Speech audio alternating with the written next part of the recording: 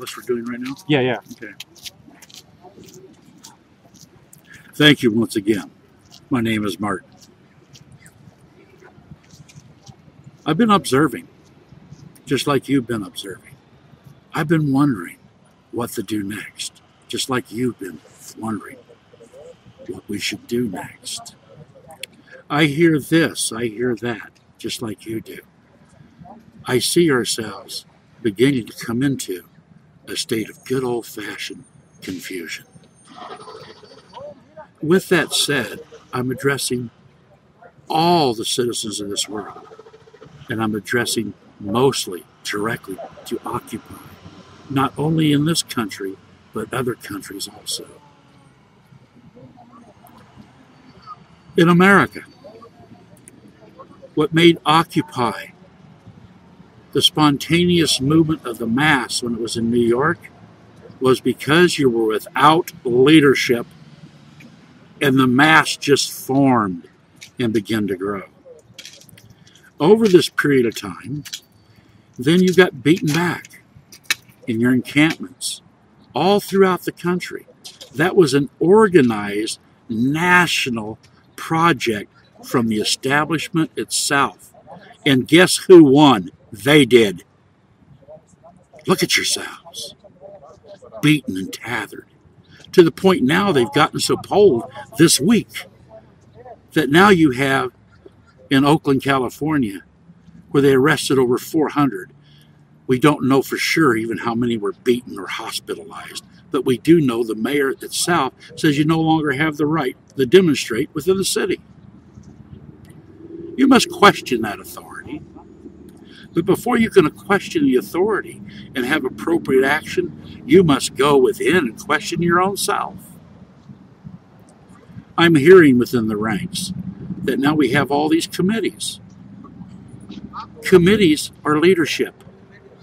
Leadership always takes control. Why would you want someone else to take control of you? Think on that one. So the first question, why should you have anyone take control of you? Do you really think that you need a leader? That's the second question. First question, why should I feel that I need a leader to take control? Second question, can I operate without a leader? The third question, am I about my free individuality as a person and a human being? When you begin to consider those questions, you'll end up seeing how false the first two is, that they have no need for that at all. And you'll exercise your full right of just being a human being. You don't need approval to demonstrate. That's leadership opinion. Occupy. There's no such thing as a brand. That's capitalism. Get over it. You're not Levi's. You're not Dockers.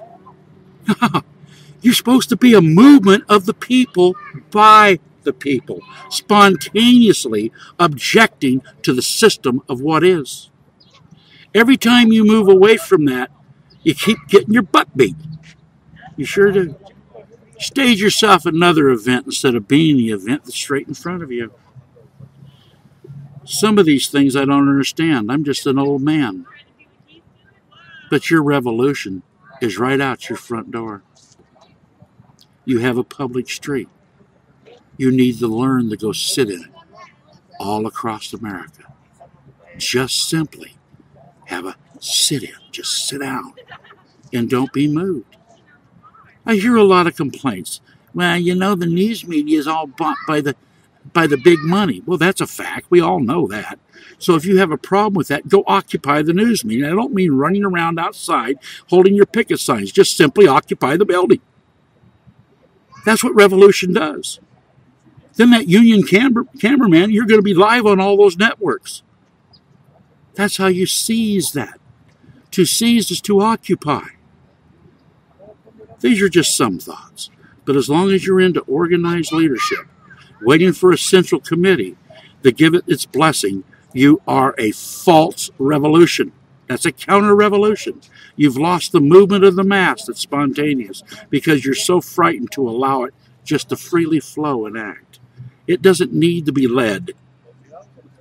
People have been led for thousands of years, and look at your world around you. Don't you really think that you can self-govern yourself and not have leader? Think of that. It hurts my heart as an old man to see people get hurt. It bothers me to see all the different factions within Occupy itself. But when you have a movement of the people, you're going to attract every element. Your revolution, all of your actions should always be nonviolence. Period. Case in point. Nonviolent revolution works. In order to have it work, it takes mass numbers of the masses joining in.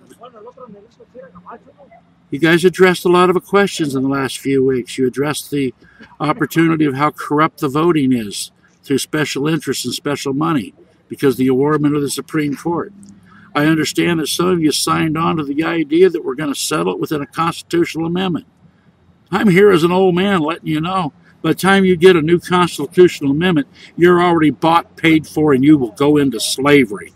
They will buy every leader across this nation, from the local people all the way to the President of the United States. Hello, Oakland. Listen to your mayor. It's already bought. Once again, hello, Oakland. Your leadership that the voters voted for is already bought by the interest of big money. So why do you want to be nice to it? Just simply go in and occupy the buildings. Out of light, love, peace, and joy. Just have a sit down. Just sit in. That would be a movement. That wouldn't be a brand to your movement. But just maybe they might give you 20 seconds on their national news. Just a few things to think about. Let's go on. Let's really begin to look at the in-depth problem.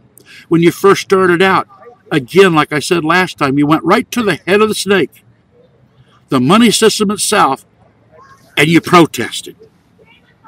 You sure did.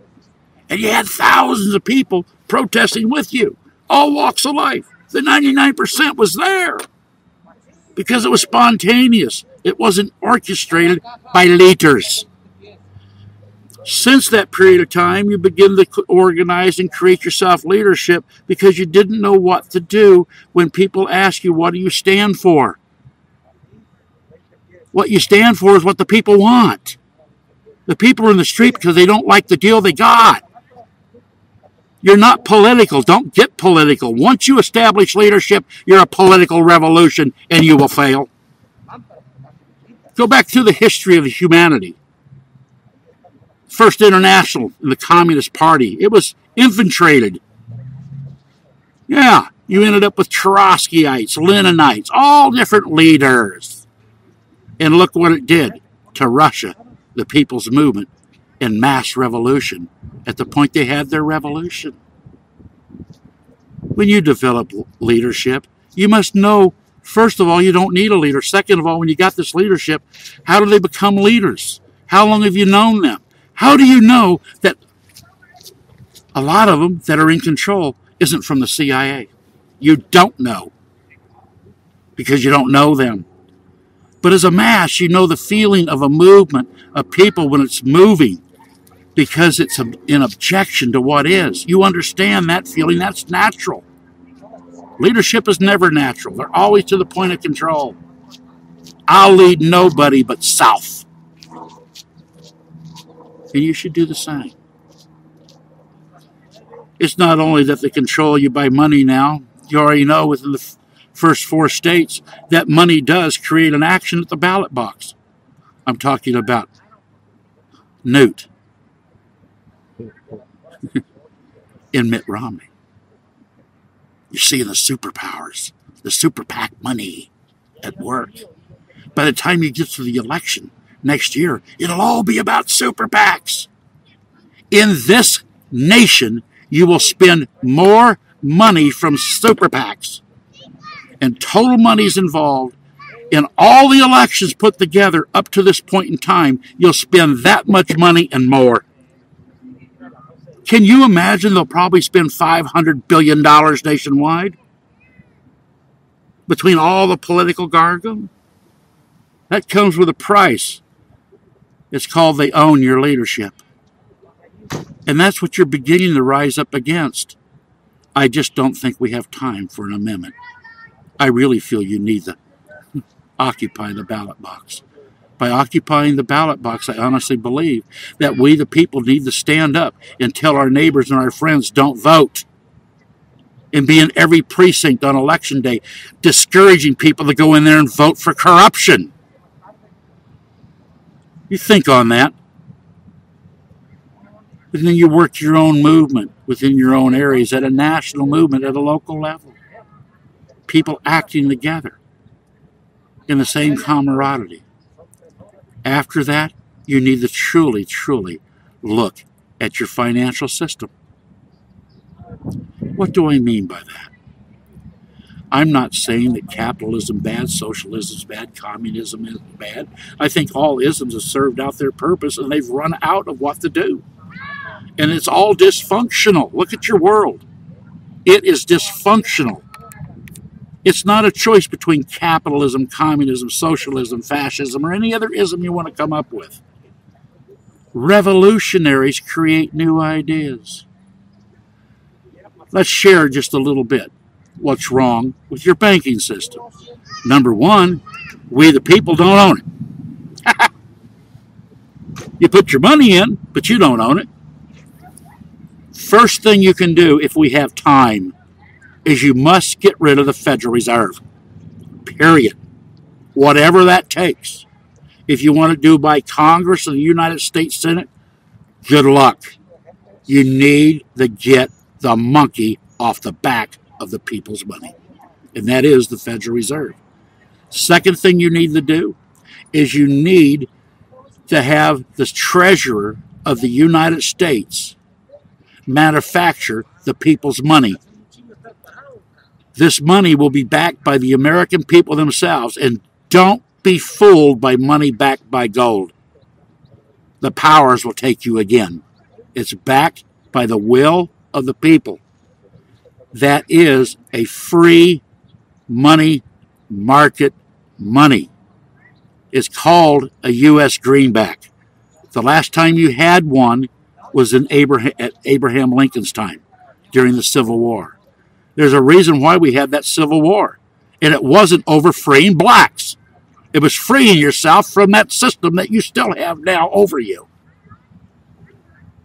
Next thing you need to do is you need to get rid of fractional banking. What's that mean? Every dollar that they suck in at the bank, they can loan out 10 times more than what they have. They're creating wealth out of nothingness. When you walk down the street, any big city in the USA, now you can begin to understand why the banks are the biggest buildings. Well, I wish you had fractional expenditure power. Wouldn't you love to be able to have 10 times your paycheck? Think about it. You need to get rid of that in the banking system. And the third thing, we the people need to get our money, our banks, out of the international banking system. If you can establish those things and make it become a reality, you're on the course of real recovery. The ones that have the money, the ones that have control, they'll fight this every way they can. They will not give up the control of the false wealth in which they've hoarded. That's what they've done. The only value in life, the only wealth that really is life itself. As you regain your system and take it away from the money changers, the Federal Reserve, and you restructure your banks to where they're people banks again, and you reprint your money backed by the people themselves, you're beginning to make the corrections that are long-lasting. Without that, you'll have more debt, more debt, more debt, and more division of wealth. That means 99% will have less, while the 1% will continue to create wealth out of nothing. Think on that a little bit, and then act. It takes nobody's permission from any leader at all for you, anytime in the future, to stand up, walk into the street, and sit down. I would love to see where the encampments used to be, because the encampments are gone. You lost that idea. Get over it. Lick your wounds. And then continue to stand. It's now time for the public to begin to sit in the street and shut down the system. The choice is yours. The choice is everybody's. And by your own free choice, you are the change itself. You, the people. And you don't need to be controlled. You don't need leaders. All you need is the free will within your own heart of your own being to move and sit down to that which you're up against and that which you feel is wrong. That is lawful assembly. It takes no approval from anybody for you to establish a sit-in. All that other stuff is a bunch of malarkey. If you'll begin to approach some of these ideas, you'll begin to work in free thought and real change. If not, you'll continue to dwindle and divide and fade into background. The choice is yours. There's no greater time than 2012 to create this new change. Think of that. We are actually creating a new system.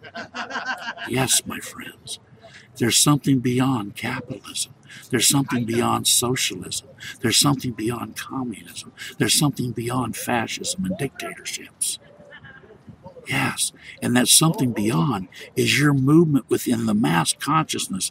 As it moves, it will hew out the new and create from the new to create a new reality, not only in this country, but worldwide. We are interconnected through the international money system. We need to get out of that. You don't want to be enslaved. I'm here to let you know in closing, you are already in money slavery. Yes, you are. Rich person, super rich, you're enslaved too. You sure are. Because you've lost your heart. You've lost your value of what it is to be alive.